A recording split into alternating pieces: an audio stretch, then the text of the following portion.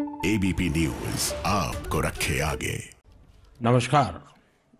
जब मैं मन की बात करता हूं तो ऐसा लगता है जैसे आपके बीच आपके परिवार के सदस्य के रूप में उपस्थित हूं।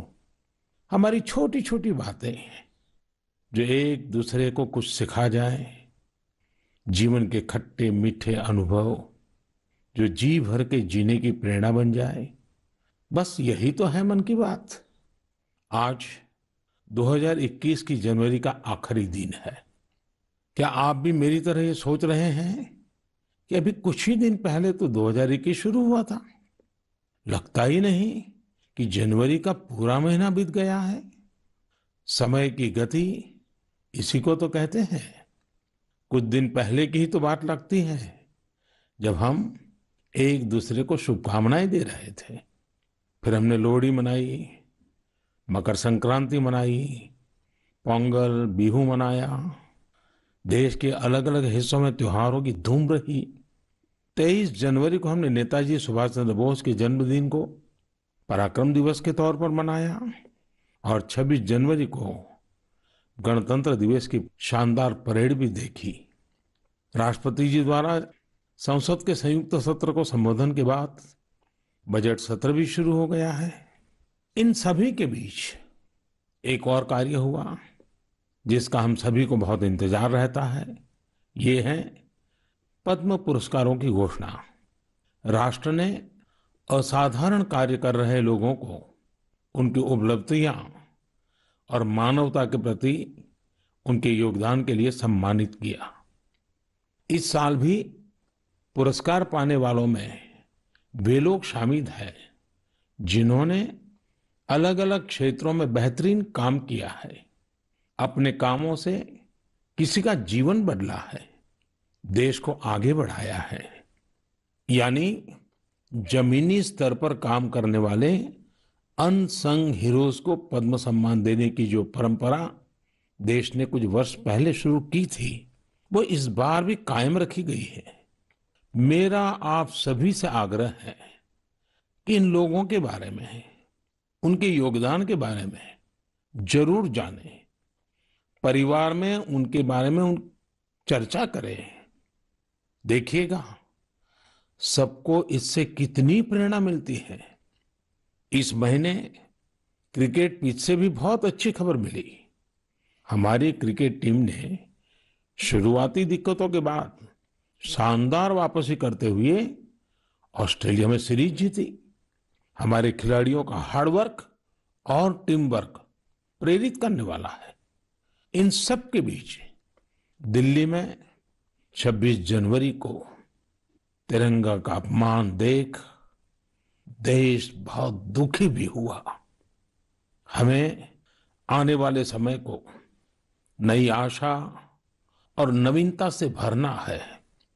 हमने पिछले साल असाधारण संयम और साहस का परिचय दिया। इस साल भी हमें कड़ी मेहनत करके अपने संकल्पों को सिद्ध करना है, अपने देश को और तेज गति से आगे ले जाना है।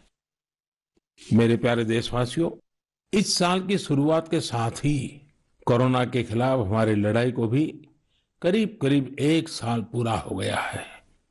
जैसे कोरोना के खिलाफ भारत की लड़ाई एक उदाहरण बनी है, वैसे ही अब हमारा वैक्सीनेशन प्रोग्राम भी दुनिया में एक मिसाल बन रहा है।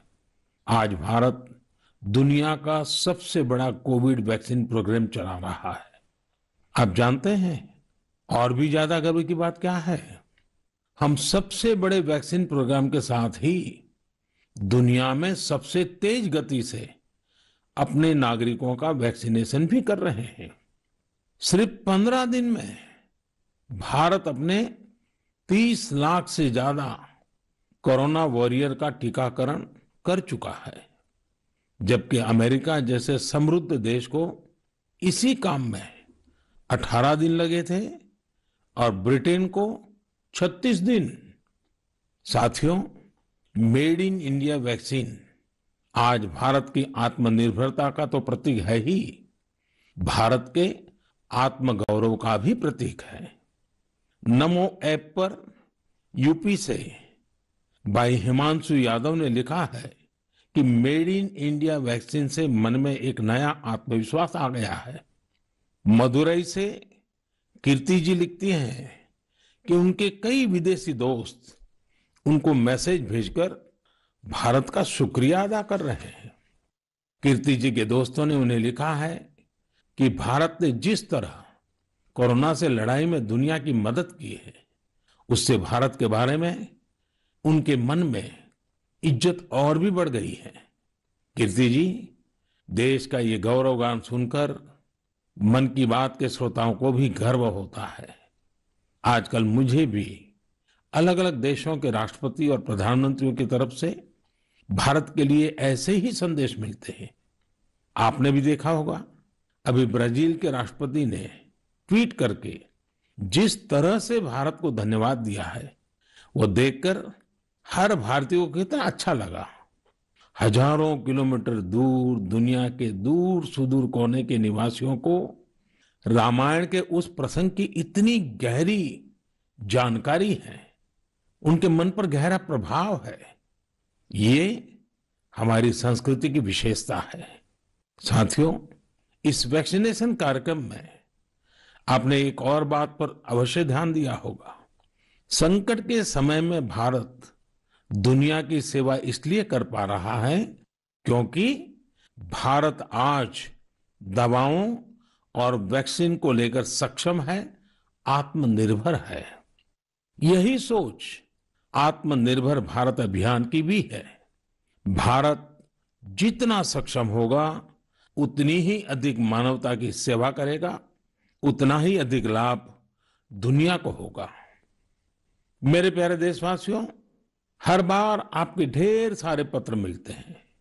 नमो ऐप और माय गॉव पर आपके मैसेजेस, फोन कॉल्स के माध्यम से आपकी बातें जानने का अवसर मिलता है। इन्हीं संदेशों में एक ऐसा भी संदेश है जिसने मेरा ध्यान खींचा। ये संदेश है बहन प्रियंका पांडे जी का। 23 साल की बेटी प्रियंका जी हिंदी साहित्य की विद्यार्थिनी है और बिहार के सिवान में रहती है। प्रियंका जी ने नमो ऐप पर लिखा है कि वो देश के 15 घरेलू पर्यटन स्थलों पर जाने के मेरे सुझाव से बहुत प्रेरित हुई थी। इसलिए 1 जनवरी को वो एक जगह के लिए निकली जो बहुत खास थी। वे जगह थी उनके घर से 15 किलोमीटर दूर देश के पहले राष्ट्रपति डॉक्टर राजेंद्र प्रसाद जी का पैतृक निवास। प्रियंका जी ने बड़ी सुंदर बात लिखी है कि अपने देश की महान विभूतियों को जानने की दिशा में उनका ये पहला कदम था।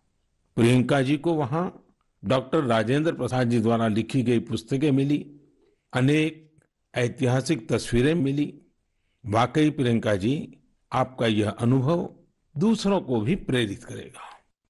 साथियों, इस वर्ष से भारत अपनी आजादी के 75 वर्ष का समारोह अमृत महोत्सव शुरू करने जा रहा है। ऐसे में यह हमारे उन महानायकों से जुड़ी स्थानीय जगहों का पता लगाने का बेहतरीन समय है जिनकी वजह से हमें आजादी मिली।